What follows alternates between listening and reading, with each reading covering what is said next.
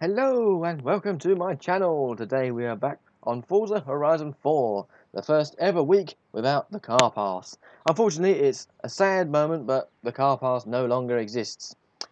I do have my theory they might bring back the car pass, but they might do like a car pass Mark II later on. But whether they do that or not, I'm not quite sure. It'd be good if they did, because it just makes you come back to the game every week to look at your new cars. Although the only trouble is with that is that you have to pay for it again, or maybe there might be a slight extension fee or something, I could imagine, which would be a bit of a pain in the arse. But oh well.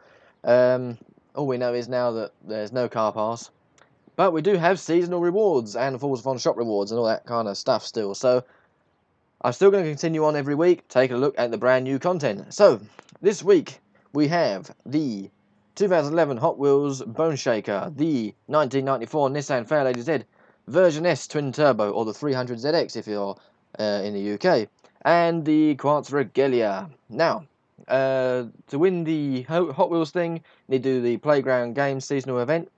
To win the Nissan, you just need to do the Street Scene Championship against expert driver tars.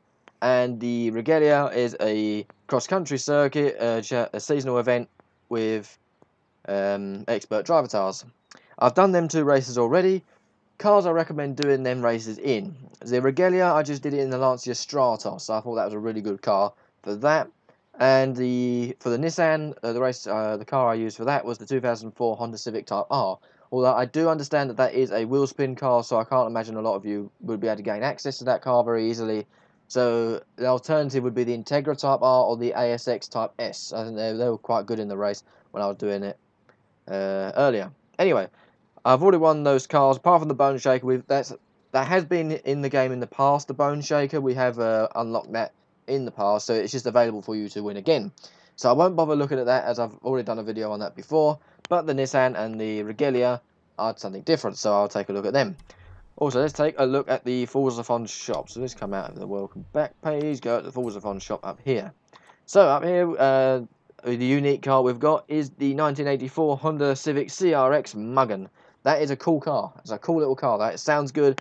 I have a soft spot for that car for some reason, and it's just awesome. So it is 700 Forzathon points, which is quite expensive, but it is a rare car, so I would get that if you haven't got it. Unfortunately, no car pass, so let's just take a look at the other 2 cars we've got here. So let's go and do the Quartz first of all. Where am I going? There it is. Unfortunately, I'm a little bit annoyed the fact we've got this car back. I was very happy when they removed it from Horizon 3 into 4, but unfortunately we received it again. However, this could mean a good thing about the cars that have been removed from Horizon 3 into 4, like the Renault Alpine A10, I think it was. I can't remember its name now. The GTA Alpine, anyway. The Fiat Dino Coupe, the Fiat X1 -9, I think it is. Oops, wrong button. I'm pressing the wrong buttons now. So hopefully we'll receive a few of them cars in the future. I mean, hopefully we'll get them back from that game. Although I do understand that Toyota and Rolls-Royce and Toyota are not coming back for a long time, unless they decide to change their mind. In the live stream about this car, when Turn 10 did their live stream, they said that the roof is down by default. But obviously when you go into the Forza Vista, the roof is up. So of course this car did come out in the Horizon 3 as a later DLC. It's actually quite late in the DLC. Actually, it was the last few months of the game's lifespan that it came out, and it's a lot better with the roof down. It's definitely an ugly looking thing. This from the front certainly. Ugh. Now I know I like the Jaguar S-Type R, and people don't like that, but I think that's ugly. I think the S-Type is a good looking car. From the back it doesn't look too bad though. Inside is where this car really does stack up though, and there's awesome doors. It's a shame it's not a real thing, really. If it was real, I wouldn't actually complain about it, but because it isn't real, that's why I have the complaints against it. The wood looks a little bit untextured, which is a bit unfortunate, because that's like a really nice part of this car. It's the closest thing we've got to a Rolls-Royce, now that Rolls-Royce has pulled out of Forza for the moment. Hopefully they'll return, because that's a bit of a shame we've lost Rolls-Royce. Lovely interior. Can't really say anything because it's not real. It's not a particularly real car, so I can't sort of compare it to real life things and etc. But let's have a look at the customization. So we got this thing, which is the Forza canards and stupid things, and then we got that wing as usual, standard stocky stuff. Paint wise, let's take a look at the paints. I think there's only one paint colour for this, and it's this, yeah, so one paint colour only. Let's go and take it out for a drive.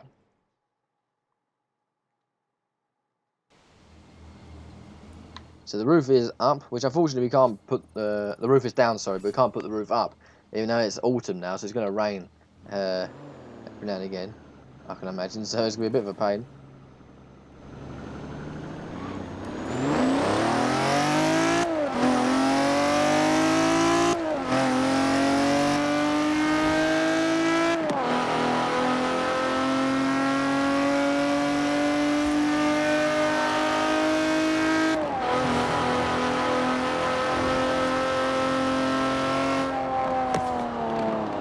Well, there's the sound anyway.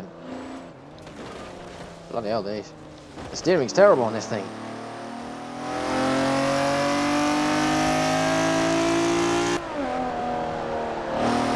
I think the dashboard looks a tad different to how I remember. Probably because I never really drove it much in Horizon 3.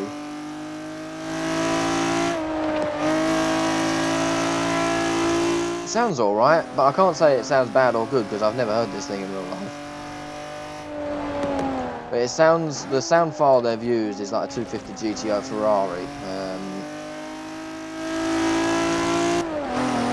which is, it's kind of suits it. It's got that sort of turbo inlet noise as well, which kind of modernises the sound a tad.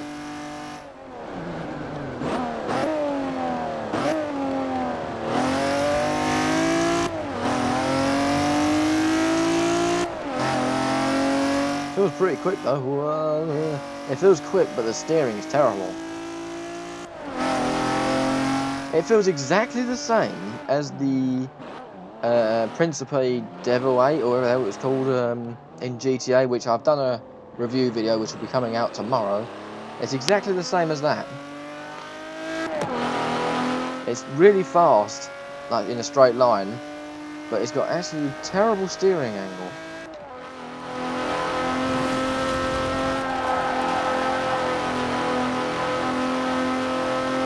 I'll say this thing does look good from the back, just the front that lets it down. And it is really cool that they've made the roof down by default as well, which is excellent because you can just drive around with the roof down, which just makes it seem a bit more appealing. But unfortunately, it's not the case for all cars. I think there's the 2010 Mazda MX-5. The roof's up on that, which is a bit unfortunate.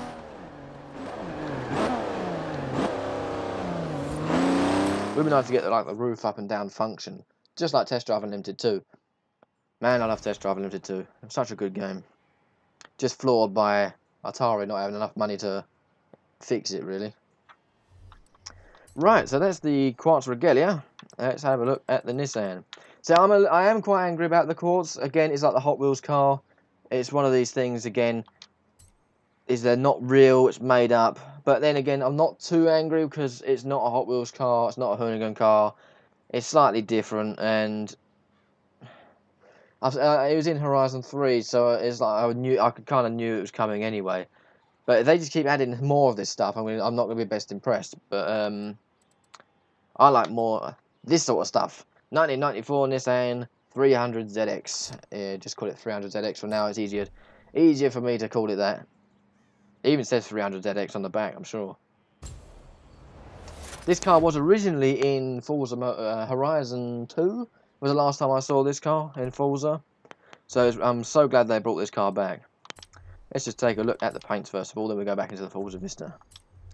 So we've got red, we've got green, we've got blue, we've got black, we've got silver, and we've got white. Silver and white, not really. Black, that's a really nice colour for that. Blue, that's also a really nice colour. But also red kind of suits it as well, so I think I'll probably just keep it in red. Back one, and then Forza Vista it. Let's open it all up. That's a bit disappointing. But we might be able to open up all the boots and stuff. Yeah, look, it even says 300ZX on the back. So let's just take a look at this thing. So we can't have a look under the bonnet, which is a bit unfortunate. I thought they would have allowed us to open have a look under the bonnet. Oh, wrong side. It's on the proper side, the JDM side. Ooh, I haven't seen this interior for a long time. Look at that lovely manual gearbox there. It's a huge gear stick. It's not really, it hasn't even got a gear knob on it. It's just a stick.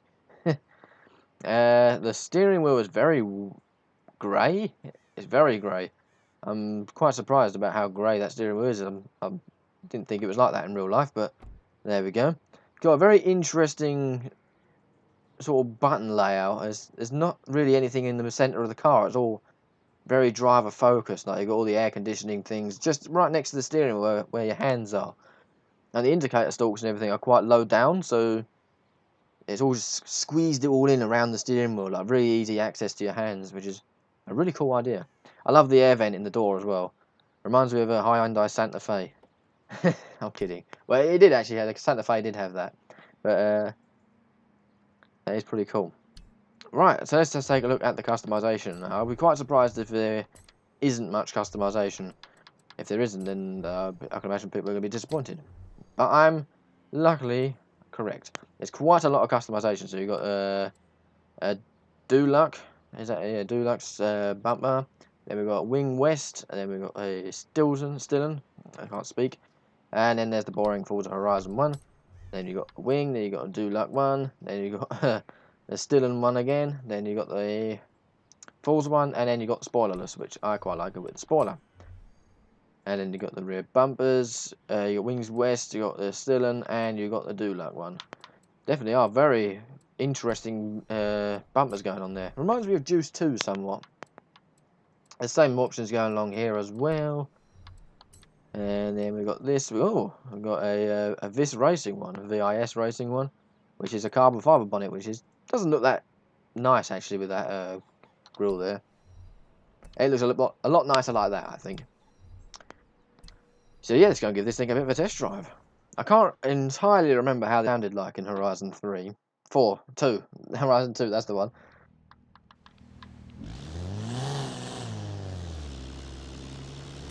Spin it round. I think it's got a 3-litre version of the Skyline's engine.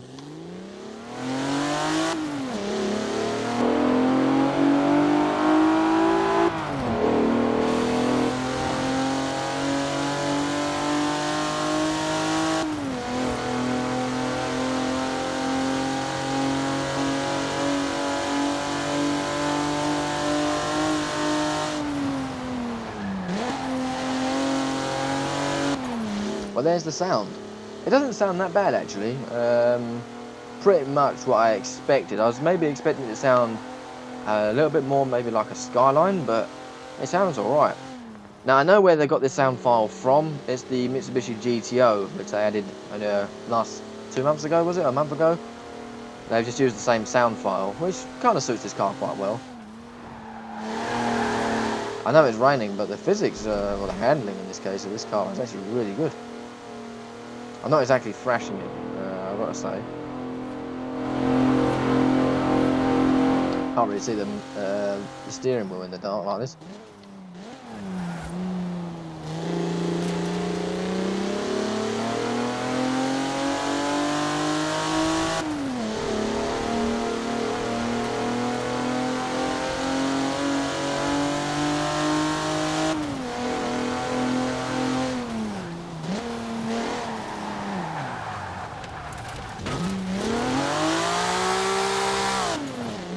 Handles quite well. It's quite a composed car.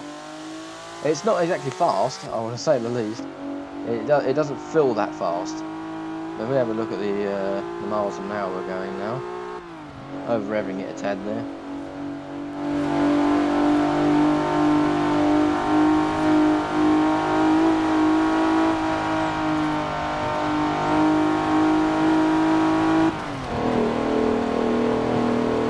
Yeah, it's not a bad car at all. Annoyingly, the speedometer is always a bit weird in these cars, but I think it is in kilometers an hour, and it hits the bottom of the dial because it is actually a JDM. This car is actually a Japanese car. All cars are limited to 112 miles an hour, I think it is in that In Japan, all cars are limited to 112 miles an hour, so all the dials on that are limited to 112 because that's how fast they can go. They can't go any faster than that by law. So that's when it's in this game, it goes over the top of the dial because it's not limited in this game, as it's in the UK, and of course it's a video game. But there we go, there are the cars. It feels a bit odd that I haven't got the car pass. It does feel like I'm missing something, but we got on the car pass. That's it, no more, no more. I've all done all these before. There have been quite a few complaints with the car pass. The only complaint I have, it's not big enough. I think it should have gone on for maybe a few more weeks, maybe another 2 or 3 DLCs, just because to make it feel a bit more worthwhile. But some of these were really pointless. So I say the Liberty Mustang, not my kind of thing. The Hoonigan things, you know how I feel about Hoonigan cars. The Maverick, not my kind of thing. The Stelvio, it's an SUV. I don't like SUVs, but it's cool enough. The 650S Spider is a complete waste, as you can't actually put the roof up. Or you can put the roof up and down in the Forza Vista, but you can't have it up down when you're driving around in free roam. Although you can glitch it to do that. You can. I have driven it around in a race with the roof down because it's glitched, so that's quite handy. Of course, then we've got the Trident. That's cool. I don't think I've driven it since I did the video, but the Silverado, not my kind of thing either. But the rest, pretty good. A couple of them have pretty awful car sounds, like the GTC 4 Lusso sounded like an Enzo, which is completely wrong. The TR6 sounded a bit odd for some reason. And the FXX sounded like an F12, which is completely wrong. But all the rest didn't seem too bad. So I'm not complaining too much about the car pass. The only two main concerns are that some cars were fillers and they weren't really worth the money we spent. And it didn't go on long enough. I do think it should have gone on for a little bit longer, just so it makes me feel like I want to come back to this game to go and like, oh look, I've got 2 new cars. Let's go and quickly go on Forza, go and do my video, go and have some fun with some new cars. I know we've got the seasonal rewards, but before, instead of getting like 3 cars a week, we get maybe 1 or 2 a week. So we're getting less cars a week now. Although that might mean that we start receiving more DLC packages, like a proper DLC pack. I know we probably have to pay like £6 to £9 to get it. Unfortunately, it's going to be this pay to get service now that the car pass wasn't, because I bought the Ultimate Edition. But now the Ultimate Edition is near enough comes to its end, I'm going to have to start buying things again, which is unfortunate. But I have a funny feeling, because the cars in the DLC packs are going to be paid for, we're going to see better cars. We're going to see more performance cars, more hyper cars, more cars that people want, like Japanese cars, like JDMs, and maybe more like exciting cars. Maybe I can't say exciting cars, because even we've got quite a few really cool cars from the car pass as well. Like there's a couple of them there which I've seen people complain about, which are like the Hillman Imp and the Opel Kadett. No, I don't have any complaints with them. They're all right. They're awesome cars to have. I know I don't drive them very often, but it's cool to have them in there if you fancy driving something a little bit slower, which admittedly isn't very often, but it still is cool to have them. I prefer to have them than a Hot Wheels car or a Hoonigan car or something like that. So I'm happy about them. Anyway, that's enough talking about past DLCs now. We have a few more cars coming. I think we've got 2 more weeks worth of cars. We've got yeah, I'm not even going to say what they are. I don't want to spoil it for anyone. So, yeah, we've got a couple of cars coming. Not many. I think there's only 1 or 2 left. So, this DLC, or this update, let's say, for this February update, hasn't exactly been fulfilling. There hasn't been a lot of stuff. They've had 2 cars on the car pass and about, I think it was 6 cars from to unlock through seasonal and Forzathon shops and stuff. So, in terms of new content, it hasn't been really brilliant, but then for content accessible again, has been not too bad. Like you can get the Bone Shaker back, which I'm sure a lot of people are probably happy about that. But I would like the Rip Rod to come back, because I wasn't able to get that because of the being online and have to be up against online players. You know, I suck at online, so I'd be happy to get that back. I know I would never drive it. I'll just click on it and look at it in the Forza Vista and then never drive it. But it's cool. I like to have it in my collection, if you know what I mean. Anyway, let's stop talking about this. I say today's been quite good. I'm a bit annoyed about the Quartz Regalia coming back into the game. I say it's a bit of a waste of a car space again. But I kind of knew it was coming back once I saw the Hot Wheels coming again. I thought it's going to come back now, isn't it? So I was kind of expecting it. But yeah. But this car, brilliant. I like this. I'd like to see more cars like this. Is in the 1990s, which is like one of my favourite periods of cars. So I like the 1990s to the late 2000s and 10s, that sort of era. So that is in my kind of favourite era, let's say. So I'm happy with this car a lot. But anyway, thank you very much for watching this video today. Hopefully you found it helpful, enjoyable, and just nice to talk to you guys.